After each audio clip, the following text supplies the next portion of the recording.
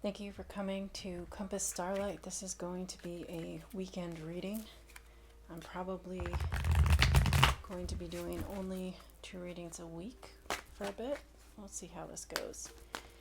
I have today the Mantegna Tarot. This is a deck of archetype cards. I'm going to be shuffling the decks and cutting and pulling cards. So we'll get 3 from this deck. The cards were all previously shuffled.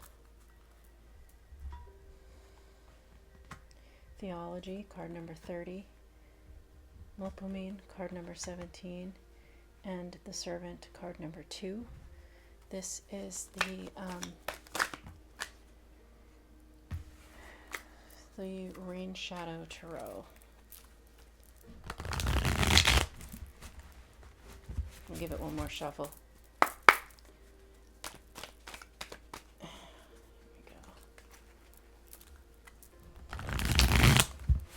6 cards from this deck.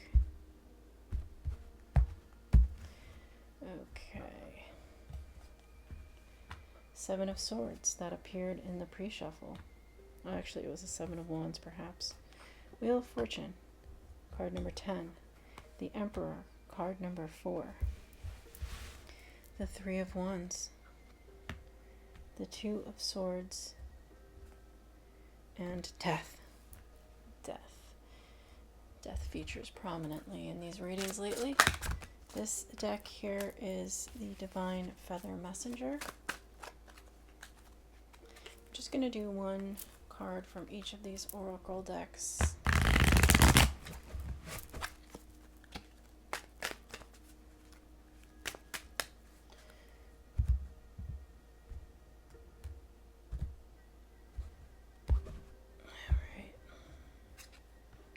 Blackbird. And then this deck is the Starseed Oracle. So let's see. Get a reading on the energies for the weekend ahead.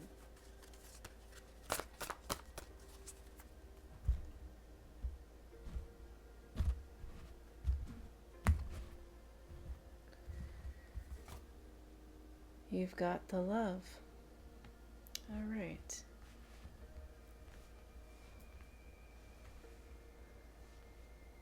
Let's see, where shall I start? How about the Divine Feather Messenger? This is Blackbird. The magical and unique qualities of your untapped potential are unfolding now. Have you been blocking yourself from unfolding? Have you felt that your circumstances have been blocking your own unfolding? This signals a time of abundance, a time of prayers being answered, a time of opportunities unfolding unto you. One more, still not there.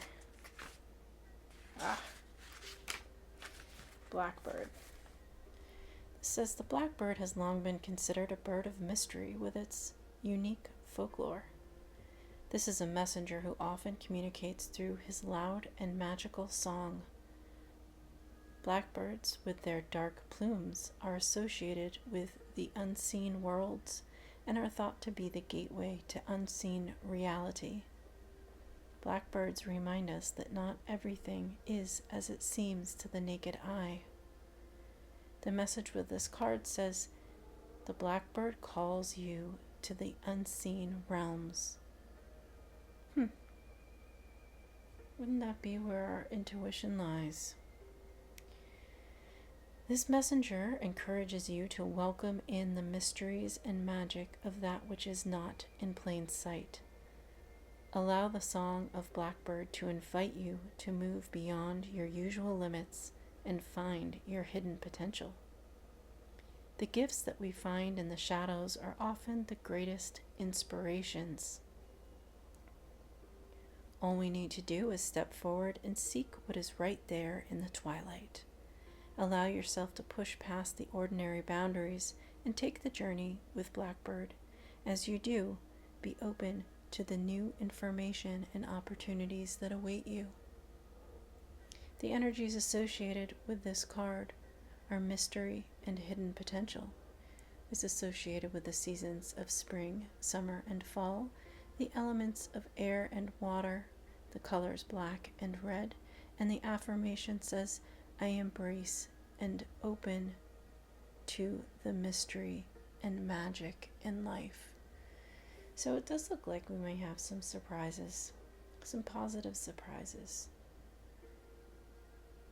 Perhaps new things coming in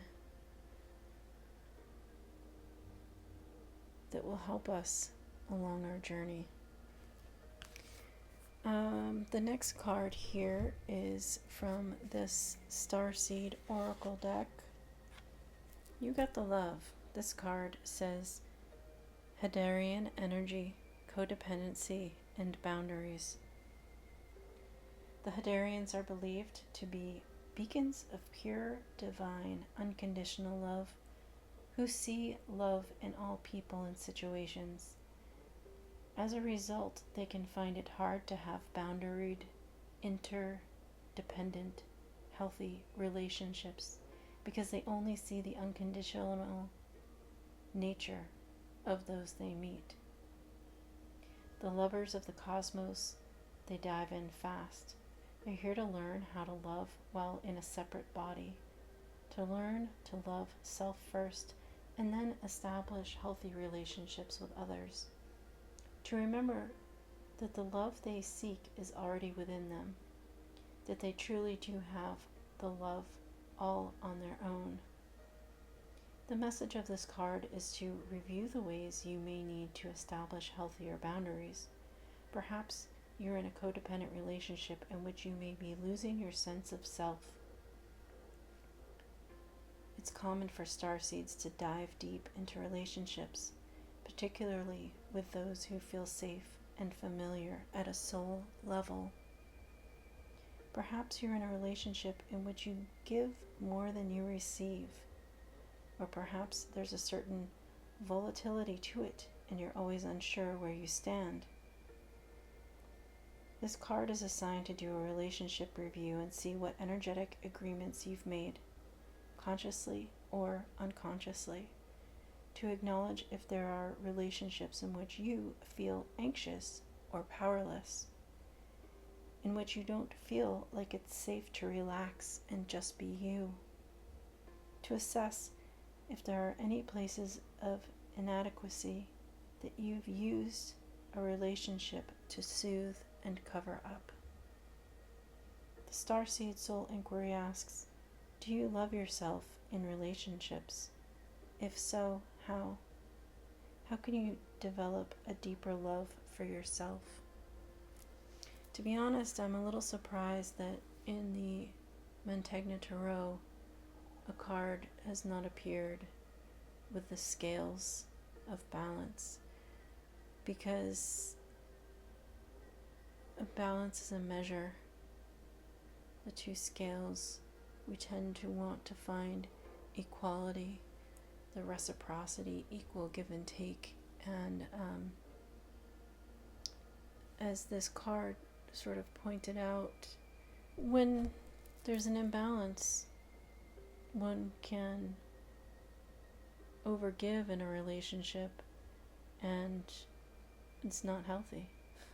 It's important to establish healthy boundaries. So let's look at these Mantegna Tarot cards. Card number 30 is the archetype. Yes, it's theology. It is the archetype for humility, trust higher wisdom. The protagonist in this card has the two faces.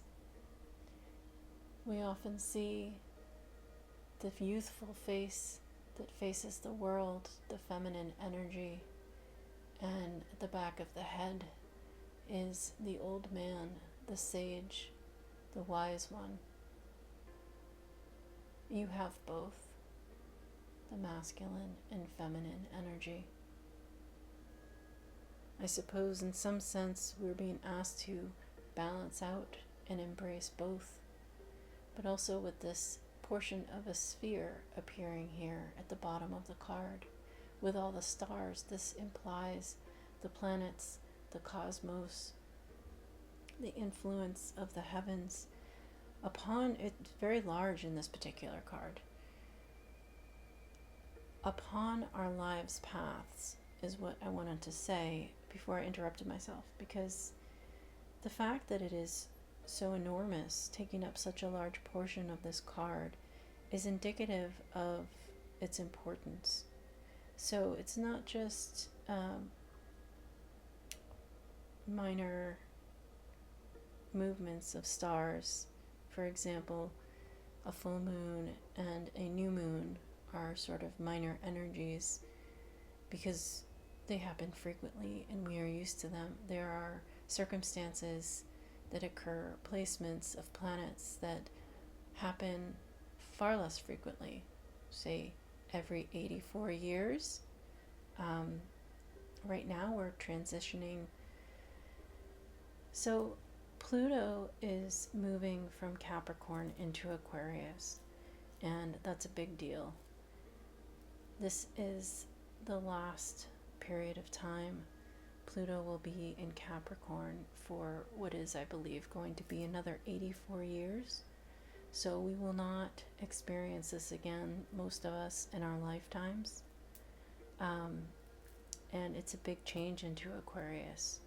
So this is a pretty serious energy if it is reflecting this transition from the way we think about things materially and the status quo into how we think about things with a community mindset, wanting to, I want to say, be more helpful to the many. I'm not an astrologer, so that might be something worth looking up. The transition of Pluto from Capricorn into Aquarius. It's going to be a very long period of time, and we've had Pluto retrograde. It moved into Aquarius briefly. I think we got a glimpse earlier this year, I believe, and then it went back into retrograde. It retrograded back into Capricorn, which is where it is, and it's transitioning out into Aquarius, where it will be for many, many years. And that is going to be a huge shift in universal consciousness, world consciousness. So it is a big deal. Theology, it's a change in how we think about things and how we perceive things. So again, this is humility, trust higher wisdom. So you may be experiencing some grand changes at this time, and you just need to trust that this is part of the process. It's part of the long-term change. And for those of us that find it difficult to adjust to change, it will come with time. In other words, as we'll get used to it. It's like going to a new school. You might not want to. You might feel some hesitation about all the new things and adjusting to those new things. But eventually, you'll make new friends. You'll meet new teachers. You'll have good experiences. Don't let fear stop you from embracing these changes. So, trust in the wisdom. You have both parts, the masculine and feminine, and the youthful side, and the side that has already lived a lot through life and has experienced all kinds of changes, and you're still here, and it's going to be okay. The next card is Melpomene, card number 17. This is the archetype for optimism. See a positive side even in tragedy. And this is another great card coming out today. Whatever changes you might be experiencing may be hard to take. It may be hard to adjust. It might be hard to let go. But ultimately, it's for your greatest good. So just remember that things don't last forever. That your moods don't last forever. that what seems like heartache, heartbreak, hardship, eventually we get over them and we find our way. And when we move on down the road a bit, we look back and we can, in hindsight, appreciate how much the changes and transitions had impacted us and inspired us to move forward into something greater and better. You can do this, whatever it is. The next card is card number 2, the Servant. The Servant is the archetype for dependence. Always be kind but not subservient. This is again a reminder to stand up for yourself, to walk your own path, to stand up for your own beliefs, to uphold and be resolute to your own values, what you believe is right and what you believe is true. The Servant here holds a cup, a chalice of sorts, within which can be found emotion. Perhaps it is necessary to look within and figure out what makes you, you, what lights you up, what makes you happy, so that you can continue to pursue that which makes you happy along your path. This is about finding yourself. Next we have the Seven of Swords here with the Rain Shadow Tarot. This is a card, the Seven of Swords. Traditionally it is an individual stealing swords. The individual thinks he's getting away with something. For that reason, a lot of people associate this card with deceit, and it can indeed imply some kind of deception or betrayal. This is not coming clean. It is staying under the darkness of the moon. Instead of coming out into the light, you may have an incident, you may find that some truth is revealed to you, or perhaps if you feel like you're undergoing some kind of strife and that someone is being deceitful, you may discover that it's not quite worth your time investigating. In other words, the Wheel of Fortune turns. It's always turning.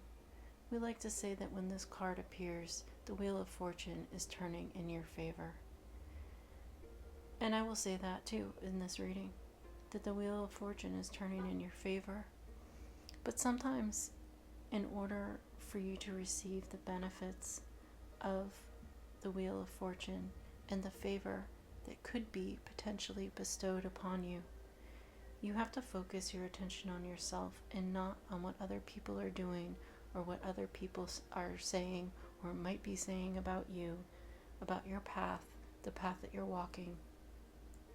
If you are honest with yourself and take responsibility for your own thoughts, actions, etc., then you will find that the fortune that is coming in will be yours. Now, I say that about honesty and being honest with yourself because the Seven of Swords is also a card about people being unwilling to take responsibility for themselves. Now, here recently, I encountered an individual out in public who was very unstable. I actually approached the individual to see if there was something I could do to help them or assist them. And it was very clear that this person is unstable. it's also very difficult to speak with this person because everything is somebody else's fault, and this individual will not take responsibility for herself. Chances are this person needs some medication for mental stability, mental sanity, and that individual is not taking medication currently. I'm not a doctor, so that's just a guess, but there's a serious imbalance in her thinking. And so what it comes down to in this reality, and how she is presenting herself in the community, is she's presenting herself as an unstable individual because she is unable to take responsibility for the position she is in. Now, personally, I have done some things, and I am living the consequences of my choices, of my path that I have chosen, and I am frustrated. However, I say that I stand by my choices. They were my choices. I made them of sound mind, and I have to sort out, figure out, deal with the consequences of my own choices, and I'm okay with that too. I think sometimes in life we actually like to put ourselves in a position where we have to sort some things out. To be honest, I believe that. So, in the case of this individual I encountered, as well as in my own case, one of the bigger factors is homelessness. As I like to say, I'm embracing a transient lifestyle. I do get a roof over my head, so there is that. I think I can do better for myself than what I'm currently living, and I'm working on it. That being said, this can also be a change of circumstances based on outside influences. And it may be that the outside influences are deceitful or involve people who are not able to take responsibility for themselves. And it is in that regard that I suggest focusing on your own path, on yourself, and how you can do better without involving yourself in their drama. How can you focus your attention back to yourself so that you don't let any outside influence affect your path or your fortune? And whatever changes these are, if you're able to go within and examine yourself with honesty and integrity and take responsibility for any part you may have played in any kind of circumstances, you will come out or through this Wheel of Fortune as the Emperor. This is power, control, it is self-control, and the Emperor is basically the culmination of all the kings. So it is balance in emotion, it is balance in thought, it is balance in action, and it is balanced investment, which ties back to this card, You Got the Love, because whatever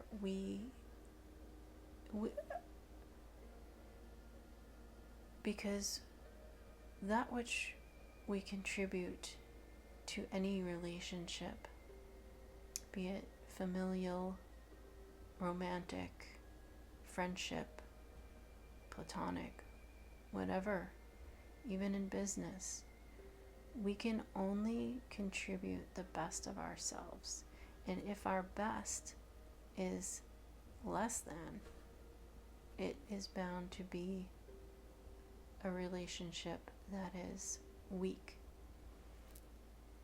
By focusing on ourselves and gaining control over our mind and thought, over our emotions, over our investments, and over our actions, we can, with those in balance, invest fully in whatever kind of relationships we move into with this Wheel of Fortune, and even this whatever new lands we intend to explore with this Three of Wands.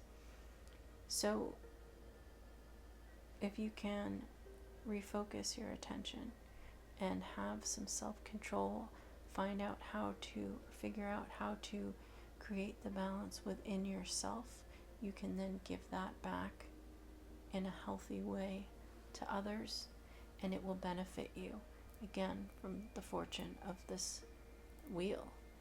And the benefits could come in the form of new love partnerships. It could come in the form of a job that you really enjoy.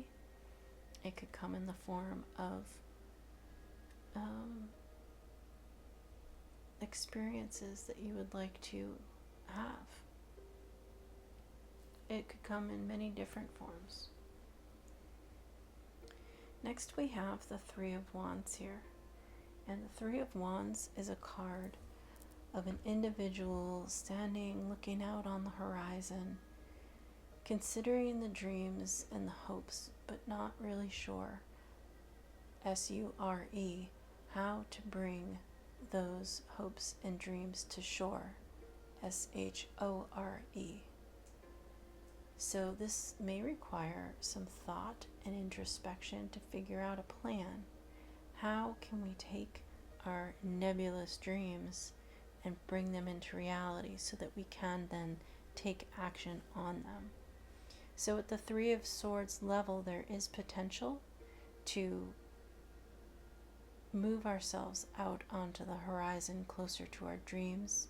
There is the potential to bring our dreams to reality, our hopes, our achievements, our goals, and to achieve them.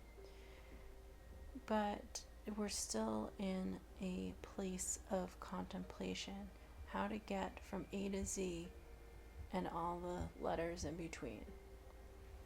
After contemplation, so if you gain the strength of balance, and after contemplation, we come to the Two of Swords. And this is a card of indecision, this or that, which is the best path. And it may be that there are more than two options here. I just want to take a quick look at this card up close. Okay. It seems that in the card there are also, two shells at the bottom. They have a joint by which they open and close, like a scallop shell or a clam shell, right? There's a joint or a hinge that keeps them together. And interestingly, in these types of shells, the shell itself is generally a form of calcium, and the joint is more like a piece of cartilage. It's not permanent. It can be severed. The animal inhabiting the shell, or I guess a crustacean is an animal, it will perish at the division here if separated at that joint. But in this depiction, there are two halves that are open. Perhaps the unit, the shell, the organism that lives within the shell is feeling divided, and for that reason it is split in two, and that makes sense with the Two of Swords. We feel divided about which path to choose. In the end here, we have death. Again, death signals an abrupt ending, but it can also be a card of rebirth. So what are we going to get? a complete end or a rebirth of a renewal of something. Massive change, complete overhaul on something that already exists. Let's get some clarifiers here.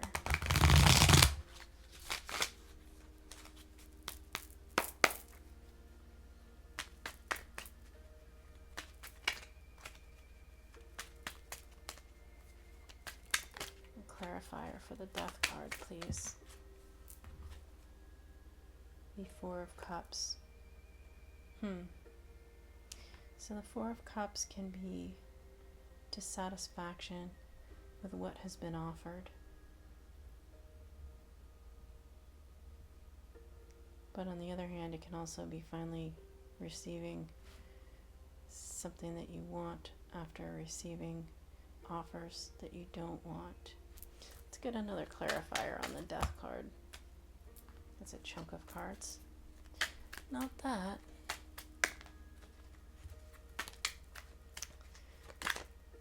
Is that it? The King of Wands. Okay. The King of Wands. That is ambitious action. That is someone who knows their mind and willing to take action. This is action and reflection of death. Again, it's still not much clarity. Maybe tempting fate. Oh no. I lost them to the floor. One more card on death with the Four of Cups and the King of Wands, the Tower. So, I mean, the thing is that this is death as transformation. It could be a complete ending, or it could be transformation of something that already exists and from which something new grows. I don't know if you can see these on camera. Hopefully. The thing is that the Tower here suggests an abrupt change, an abrupt ending, and now you get the chance to rebuild. Is it clear, whatever it is, are you going to be rebuilding the same thing? In other words, it's not going to be the exact same thing, but like if this is death to a job that you're really not satisfied with, dissatisfaction, right? And you take action, are you going to be enticed back to that job if they pay you more money or something of the sort? Or are you going to find that happiness and rebuild elsewhere? Same would be said for a relationship, a love relationship, right?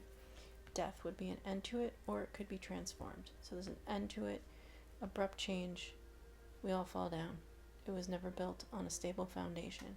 You can rebuild this tower, but it's not really clear whether you're rebuilding it with the same individual or not. So that remains to be seen. Let's see if we can get like 3 more cards overall on this reading. We're looking at having some opportunities come towards us with the Wheel of Fortune after some deceitful energy. We have the Lovers. Okay, that is an agreement. It is also the Choice. We have the Chariot. This is a card of moving forward, which is what these cards are suggesting we do. Ignore the deceit or any backstabbing or BS and trust in the divine plan. Grow yourself into a more balanced human being. Alright, I gotta take one more. And from that, we have blessings. But you have to make a choice. I really feel like this reading is open-ended.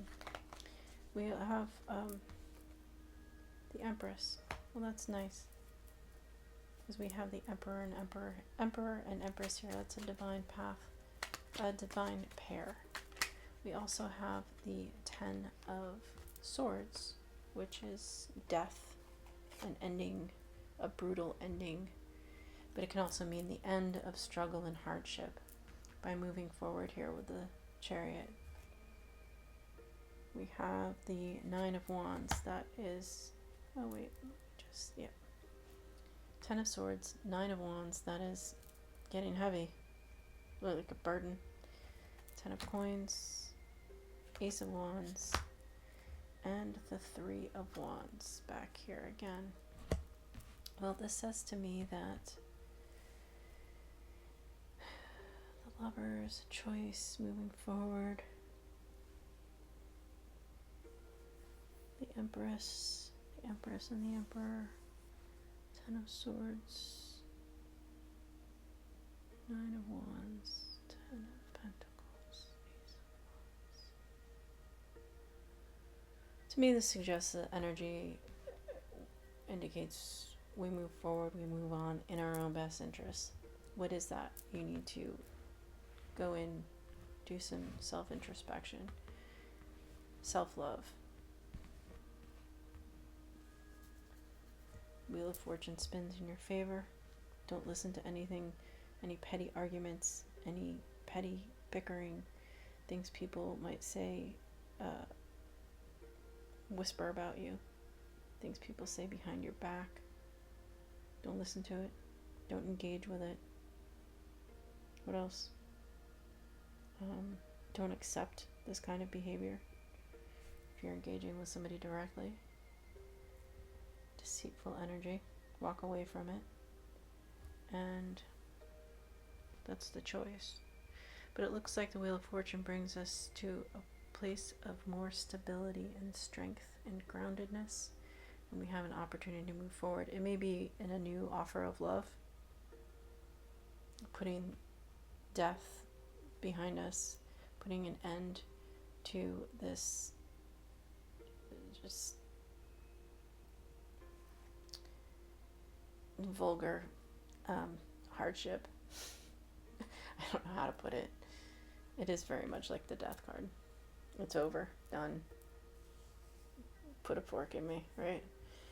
Nine of Wands, again, is an overburdened energy. Ten of Coins, however, is positive material manifestations. It could be a lot of hard work, or it could just be a sense of feeling ultimate satisfaction. Where do you get that sense of ultimate satisfaction in your world, in your material world, in your life?